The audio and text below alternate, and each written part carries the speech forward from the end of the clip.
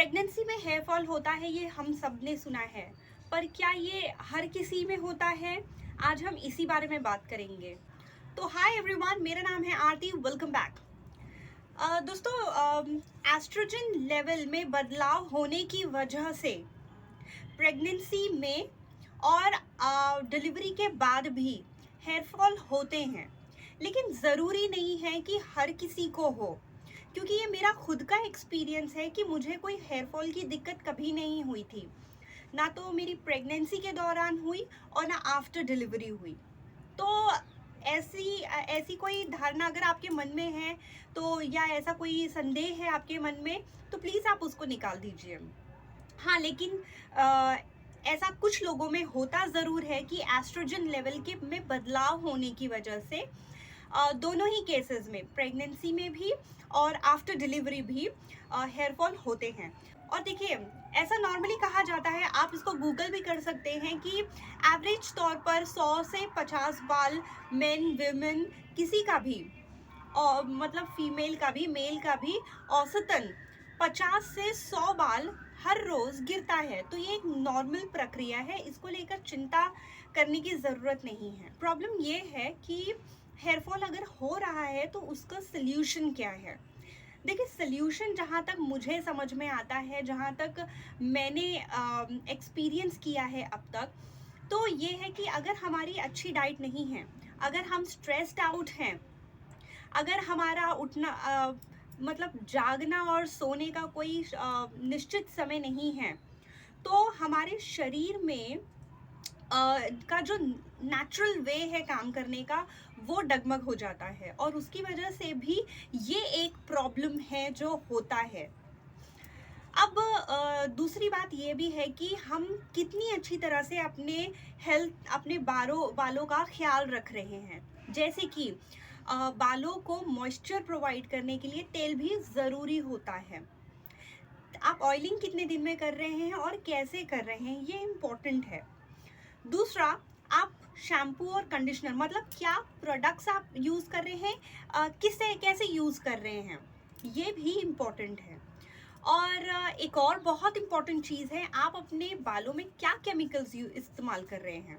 तो एक एक करके देखेंगे। सबसे इम्पोर्टेंट चीज़ है ऑयलिंग। ऑयलिंग बहुत ज़रूरी है। देखिए, ऑयलिंग ज़रूरी है, इसका मतलब ये नहीं कि हम अपने बालों को पूरी तरह से ऑयल से ही ढक लें। ऑयलिंग ज़रूरी है, लेकिन स्कैल्प को ज़रूरी है। और आप टिप में भी थोड़ा सा लगा सकते हैं। अगर आपके बाल बहुत ज़्यादा रूखे हैं, जैसे मेरे रूखे हैं, तो मैं अभी क्योंकि मैंने आज बाल धोया है, तो बाल को कंघी करते वक्त तो मुझे ज़रूरत नहीं पड़ी, बट कभी कभी पड़ती है, तो मैं थोड़ा सा यहाँ पे भी बाल में तेल लगा लेती हूँ, तो बाल बहुत अच्छी तरह से कोम हो जाते हैं। तो आपके बालों को यहाँ पे ज़रूरत नहीं है, आप अपनी कंफर्ट के हिसाब से बालों को यहाँ पे तेल लगा सकते हैं, बट जो एक्चुअल ज़रूरत होती है वो आपके स्कैल्प पे होती है, या ऊपर की चमड़ी में ज़रूरत होती है। तो आप इस तरह से तेल लगाइए कि जड़ में तेल पहुँचे। आपने आज रात को तेल लगाया और कल सुबह बाल धो दीजिए, या आप सुबह तेल लगाइए, आप दोपहर तक बाल धो दीजिए। तकरीबन 1 घंटा या आधे घंटे का आपने ये जो गैप है, इतना भी बहुत है। ऐसा नहीं है कि आपको पूरा दिन या 4-5 घंटा तेल लगाकर रखना है। दूसरी एक चीज़ जो पार्लर वाले लोग अक्सर करते हैं, तेल लगाने के बाद स्टीम देते हैं। अगर पॉसिबल है तो ठीक है, अगर नहीं है तो कोई बात नहीं है। अगर आपको घर पे स्टीम देना है, what you can do is, गर्म पानी में आप टॉवल को आप डिप करके उसको निचोड़ लीजिए, और आपके जो तेल लगे बाल हैं, आप उसको बांध लीजिए। 5 मिनट के बाद या 2-3 मिनट के बाद वापस से आप इस तरह से डिप करिए और लगाइए। 1-2 बार किया बहुत है। तो इस तरह से आप ऑयलिंग कर लीजिए। दूसरी बात है शैम्पू। शैम्पू हमेशा माइल्ड शैम्पू यूज़ करना चाहिए। अगर हर्बल आपको शैम्पू मिल रहा है तो बहुत अच्छी बात है। और कंडीशनर्स तो आपकी चॉइस। मैं स्टार्टिंग से, जब मैं कॉलेज में थी, जब से मैंने कंडीशनिंग शुरू किया, मैंने गार्नियर फ्रूटिस में, यहाँ आने के बाद जो मेरे लिए ईजिली मुझे अवेलेबल होता है वो है डव कंडीशनर। तो मैं ज़्यादा एक्सपेरिमेंट नहीं करती हूँ अपने बालों के साथ, ना शैम्पू को लेकर और ना कंडीशनर को लेकर। और मैं प्रोडक्ट जो यूज़ करती हूँ वो अच्छे प्रोडक्ट यूज़ करती हूँ। शैम्पू जो मैं यूज़ करती हूँ वो हर्बल शैम्पू है। तो ये शैम्पू और कंडीशनर्स बहुत इम्पॉर्टेंट होते हैं। अगर महीने में 2 बार या 1 बार कम से कम आपको मेहंदी लगाने का मौका मिल जाए या थोड़ा सा दही लगाने का मौका मिल जाए तो बहुत अच्छी बात है। अब तीसरी बात पॉइंट पे आते हैं कि आप क्या केमिकल्स यूज़ करते हैं। केमिकल्स में आप बहुत बार देखती हूँ मार्केट में बहुत सारे केमिकल्स अवेलेबल है बालों को स्मूथ करने का, बाल बगैर उलझे आप कंघी कर सकते हैं, ऐसा कोई सीरम लगाने के बाद आप कर सकते हैं। देखिए ये आपकी चॉइस है, बट मैंने भी इन चीज़ों को यूज़ किया है और मैंने ये पाया कि मेरे बालों को इसकी ज़रूरत नहीं है। और दूसरी चीज़ जो मैंने एक्सपीरियंस किया है कि इससे मेरे बाल डैमेज होंगे, क्योंकि उसके ऊपर ये स्ट्रेट अवे लिखा जाता है कि इसको लगाने के बाद 2 दिन के बाद कम से कम आपको बाल धोना है। दैट मीन्स वो कहीं ना कहीं आपके बालों को हार्म पहुंचा रहे हैं। तो ऐसी चीज़ आपको इस्तेमाल करने की क्या ज़रूरत है।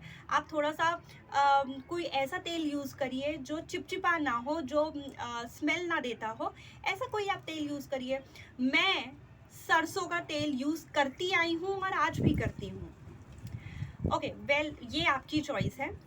अब कई बार मैं देखती हूँ लोग हेयर स्ट्रेटनिंग यूज़ करते हैं, बहुत ज़्यादा ऐसी चीज़ों को इस्तेमाल करना बालों पर, ऑब्वियसली ऑब्वियसली आपके बाल डैमेज होंगे। तो अगर बाल डैमेज होंगे तो वो बाल टूटेंगे भी। तो बहुत ज़्यादा ऐसी चीज़ों को इस्तेमाल करना भी आपके बालों को टूटने की वजह देता है।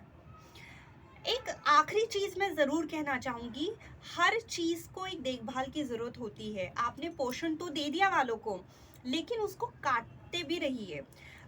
कम से कम 6 महीने, अगर आपकी ग्रोथ बहुत ज़्यादा नहीं है तो कम से कम 6 महीना या 3 महीने पे, ग्रोथ अगर अच्छी है तो 3 महीने पे आप काटते रहिए। मैं 6 महीने में अपने बाल कम से कम काटती रहती थी। अब तकरीबन 2 साल से मैंने बालों को काटे नहीं है, तो ग्रोथ हो रहा है।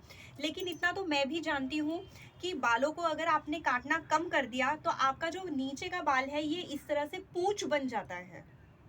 एंड ऑब्वियसली हम अपने बालों में ये चीज़ नहीं चाहते हैं। और हाँ, सिर्फ पूंछ ही नहीं बनता है, इसमें आप देखेंगे तो स्प्लिट एंड्स आ जाते हैं, दो मुहे बाल जिसे कहते हैं।